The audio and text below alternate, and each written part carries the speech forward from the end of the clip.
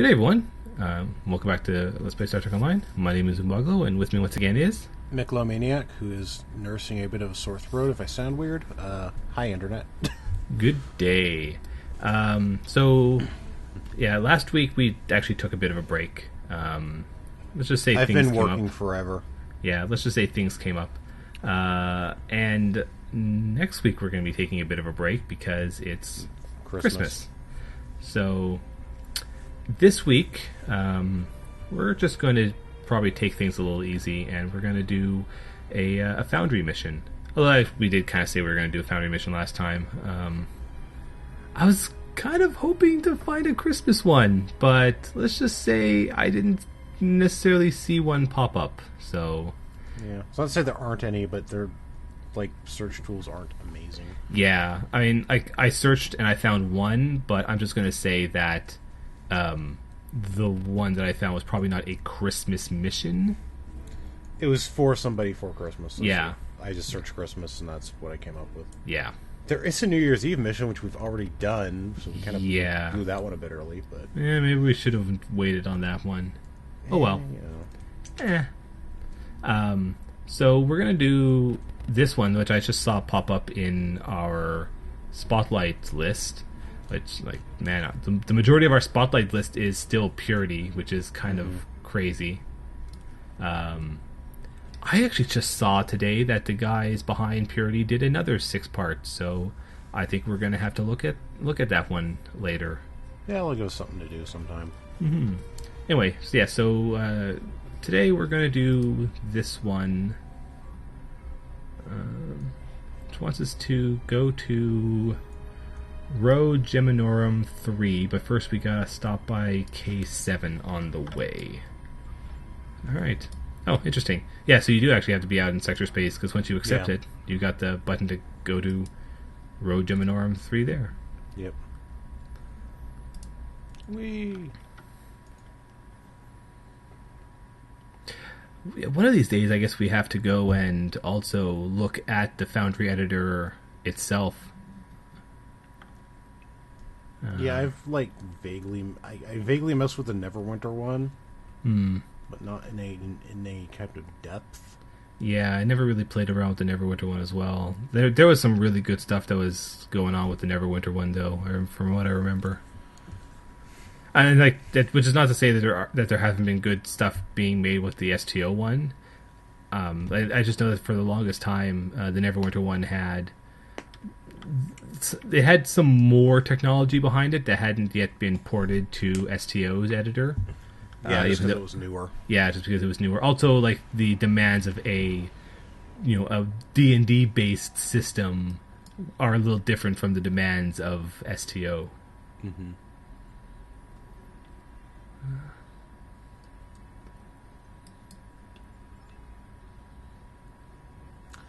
I do like how a lot of Foundry missions use this kind of in-warp effect, and I don't think I've ever seen a normal mission do it. This specific one, no, but there has been... We have seen one regular mission use this effect, and there is one queue that uses this concept. But yeah, actually, a bunch of Foundry missions like to use this warp effect. Oh wow! Okay, that was Sudden. and also pretty Suddenly interesting. in front of a planet. I mean, that makes a lot of sense, but yeah, that's... Huh. Alright, so... There is indeed some sort of weird thing going on here, but thankfully at the moment it's not really affecting us, so... Let's just scan what it looks is. like Jupiter. Yeah. I mean, it's not as red. There's no giant spot. It's got the faint rings, though. Yeah.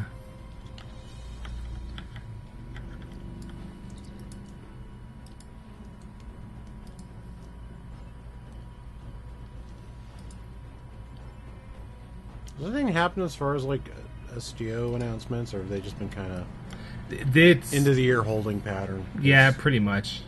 Also, I think that they just called this Jupiter.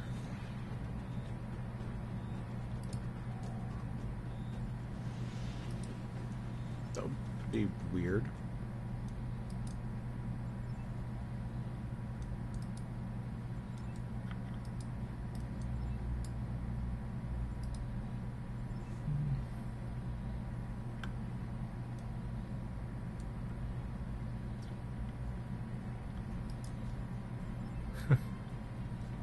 No, this. All right, that is an interesting reference. That was an interesting reference to the fact that, you know, Federation captains can fly non-Federation ships. Yeah. Is it most? I just wants us to get out of orbit with the planet first. There we go. Jump into Lightspeed. Wait, wrong series. Wrong series, yeah. That is, of course, out. I assume most of the world has seen it at this point.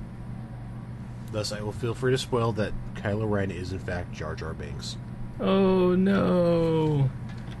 Why did you have to go and do that? 'Cause I'm a jerk. Yeah, you are. Actually, relatedly to movies and Star Trek, there was a trailer for the next Star Trek movie released.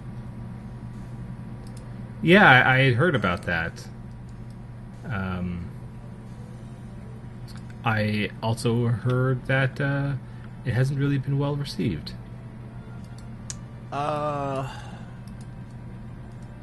If you're a person who doesn't like the fact that Star Trek has slowly become more and more action movie based, like a lot, you're gonna friggin' hate that trailer because the entire thing is like lots of action sequences, including Kirk doing a motorcycle jump, while the entire trailer, the Beastie Boys song "Sabotage" is playing in the background. Okay. Yeah. So no, it is not a very, very good trailer. I do not know how indicative it is of the movie. I don't know if they are, you know, sort of toning the trailer down. Well, I shouldn't say toning it down, but editing the trailer in such a way as to make it appeal to, like, you know, a wider non-Star Trek fan audience. Yeah, that's a possibility. Yeah, I don't know.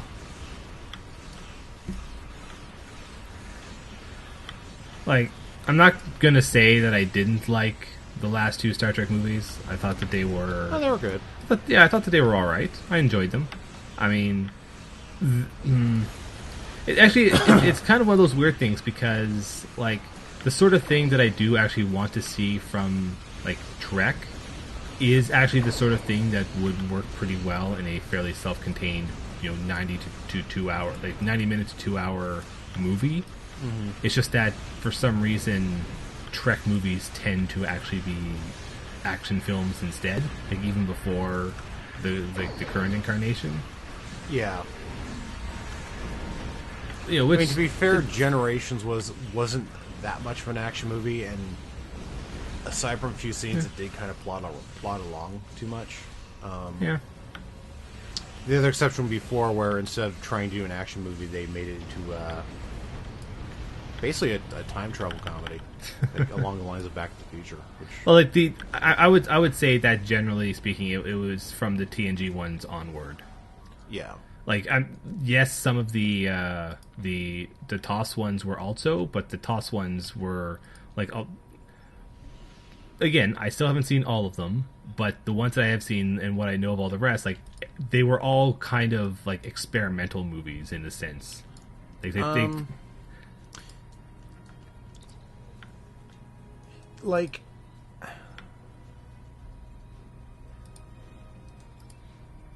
how can I put this? Wrath of Khan's like a drama with action in it. Mm-hmm. Like I said, 4 is a comedy set around Star Trek. 6 is kind of like a mystery thriller around Star Trek. So each of them kind of, and I don't know if this is the intention where they're doing it, but each of them try to be like kind of their own genre. Yes, that's probably a better which a better term than what I actually used. Yeah, and that works well.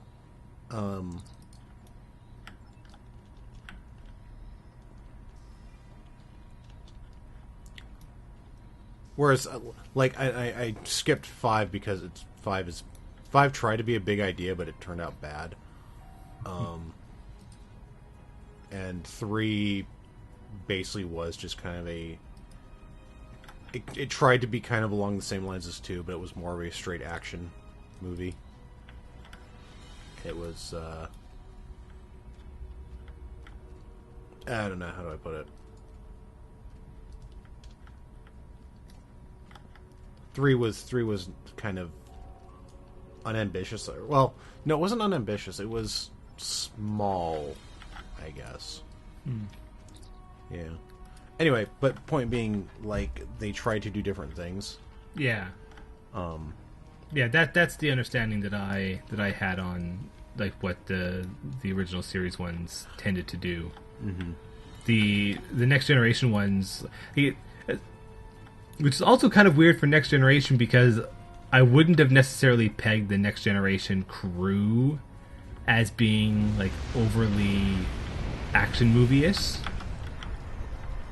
Like, if they were going to make an action movie out of any Star Trek series, like, it probably should have been the original series. Should have been the original series, and it should have been Deep Space Nine. Which also makes me sad that there still isn't a Deep Space Nine movie. I don't think there will be at this point. No, at this the fact that they haven't made one yet means that there's never going to be. Yeah, but I don't think they shouldn't be action movies, but no, I'm not necessarily against them being an action movie. It's just kind of like, I guess a lot of what I kind of want to see from Trek in general. It's not that I don't want to see that, but I think that there are more interesting stories that they could tell if they, like, what if they were able to take, like, you know, if they were able to do 2 hours on, what am I looking for? Oh,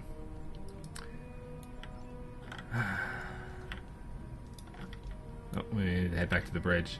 yeah. It's just that some of the better, like, regular episodes they've had, like, what if they could take some of those concepts and then expand them into 2 hours or 90 minutes instead of just 45? You know, Yeah. like, what if, We'll see. you know, like, what if they did something along the lines of was it Measure of a Man in a full movie? You know. It's just like there are very interesting ideas that they can do, that they have done in the TV show, that aren't just go around shooting people.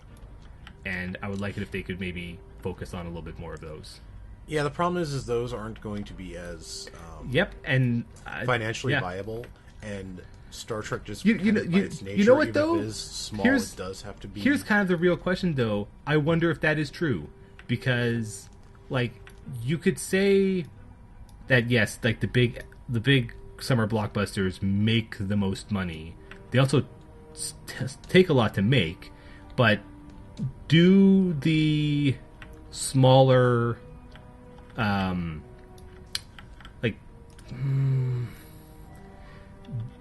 do the King's voices of the movie industry, like, do they really make that much less that they're not worthwhile? I mean, the King's Speech. King's Speech, yeah. Yeah.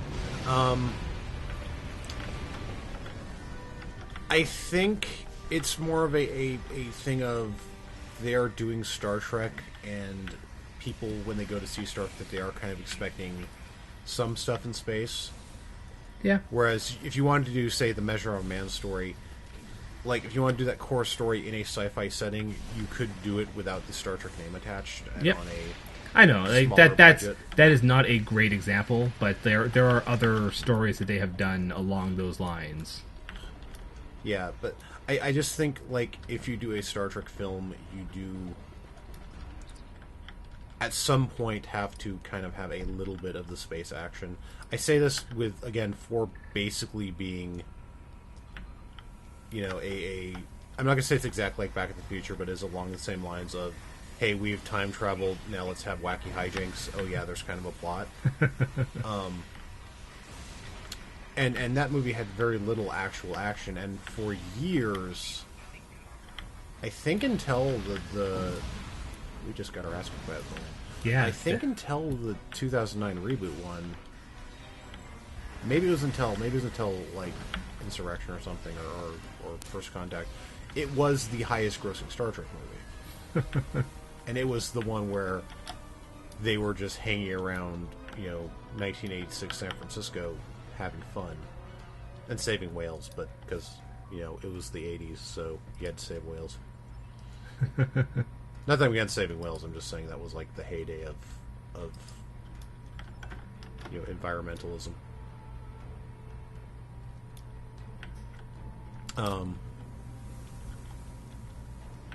But yeah, no, I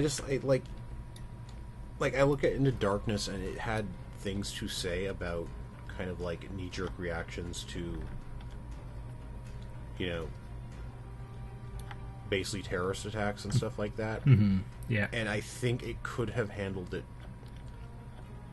I think it could have handled it, like looked at that in a more Star Trek-y way than it did. Yes.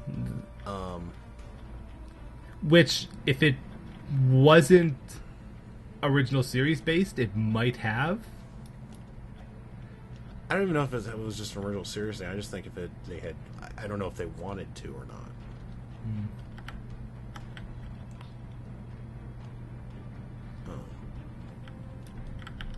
But yeah, that is actually kind of a good example of where the first one was mean. like, yes, that's what I mean. It's like I could have seen that in the plot they did of with. I don't really know if I want to spoil this because, well, it's been, 2 years? 3 years? And that came out 2013? Yeah, I think it did. Anyway, yeah, the thing with Peter Weller's character being, like, crazy paranoid about the Klingons, that does have, like, echoes into stuff happening in real life, even now. Especially now, but like I don't know if they just didn't want to explore it, or they just didn't feel it would have been profitable to explore it, or they didn't feel comfortable exploring it.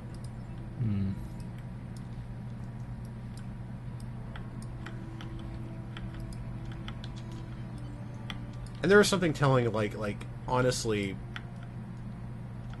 I don't know if Abrams really got Star Trek.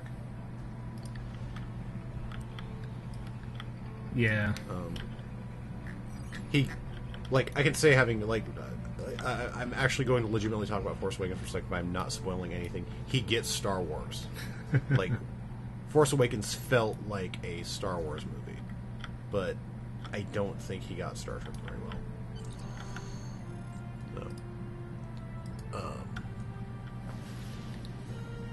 And this new one's by the guy who does Fast and Furious, which, are good movies, but we shall see. Again, we'll see if he gets Star Trek or not, or, if this is just a giant action movie. Which, if it is, it's fine, as long as it's a good one. Yeah. But,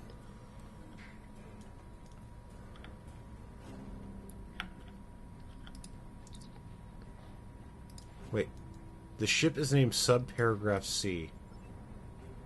That is amazing. That's a pretty good name. That's a pretty good name.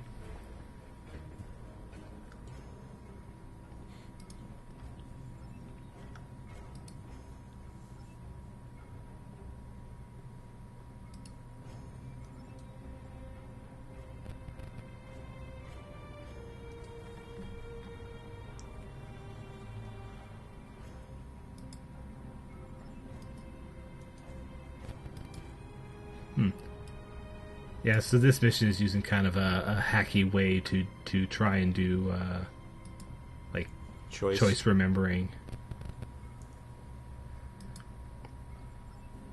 either they.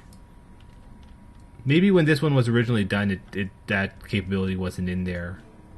Because I think we have played one or two Foundry missions where your choices were at least partially remembered. I think we have. Like, sort of. Like,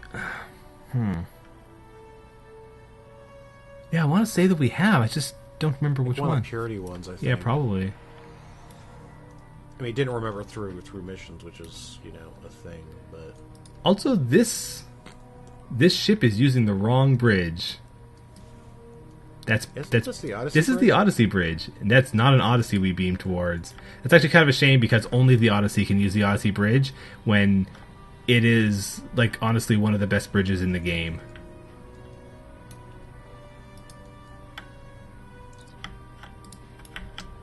Kind of huge. It is kind of big, but I really like just how it's set up.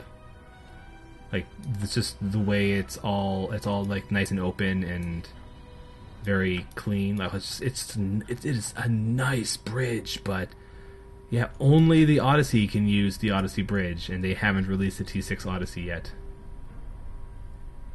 Okay, here we go. So now it's having you just enter in your choices.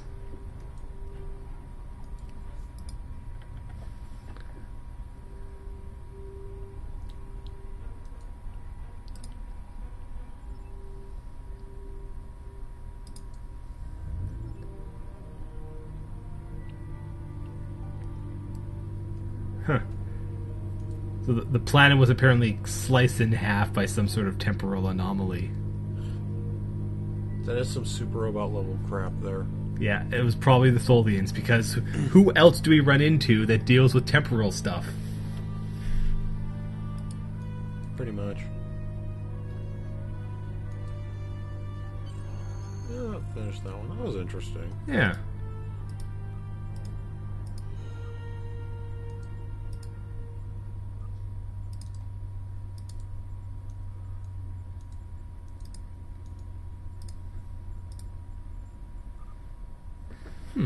Yeah, I thought that was actually pretty neat. Also kind of short, but it's okay. Yeah, that was actually a very appropriate length. Yeah. So we totally spent the time rambling about Star Trek, but... You know what? I'm pretty good with that. I mean... Yeah. Here we are, we are playing the Star Trek game. That's true. It's good for us to do stuff like that every now and then. Yeah, I'll probably, talk about it more when the movie comes out. Mm-hmm. Which is, I believe, next summer? Oh. By the next time we record, I should have seen that trailer. I just haven't seen it yet myself. Yeah, theoretically it's attached to Force Awakens, but I didn't see it when I went to see That is a very interesting pairing. I honestly think people are just throwing trailers at them to play because everyone's going to see Force Awakens, yeah. Yep. We got X-Men, we got Independence Day 2, we got Captain America Civil War, obviously. Because, Disney. Oh, yeah. Yep. That makes sense. What else do we get? We got Disney's new animated one. I think it's Zootopia. And, that. Okay, yeah. What else was there? Some sci-fi teeny book thing that I can't remember the name of. It basically reminded me of that TNT show Fallen Skies. Huh. Okay. Because there's an alien invasion and the aliens can take over people. And I don't know. I haven't either watched the show nor read the book, so I could be wrong on that. But that's what Fifth Wave. That was. Oh. Okay. All right. Yeah. Yeah. But yeah, I didn't we didn't get Star Trek. I just saw it online. Okay. No. Yeah, I've only heard things about it. I haven't seen it yet myself. Yeah, it's I don't know. It's not a bad it's a bad trailer, I think, but I'm not going to. The first Ant-Man trailer looked really bad. Yeah, that one. But that turned out to be a good movie. Yeah, so. the arc of Ant-Man's trailers has been quite interesting. Let's just say. Yeah. And conversely, I've seen trailers that made a movie look better than it was. So. And Man of Steel's trailers have been, or not Man of Steel, sorry, Batman v Superman's trailers have been like a friggin' sine wave. So. Yeah, yeah. So I mean, I'm it's like, this looks like crap. Oh wait, this looks better. Oh no, they just gave away half the movie. Oh man! And yet, I'm still going to see that movie. So whatever. It just the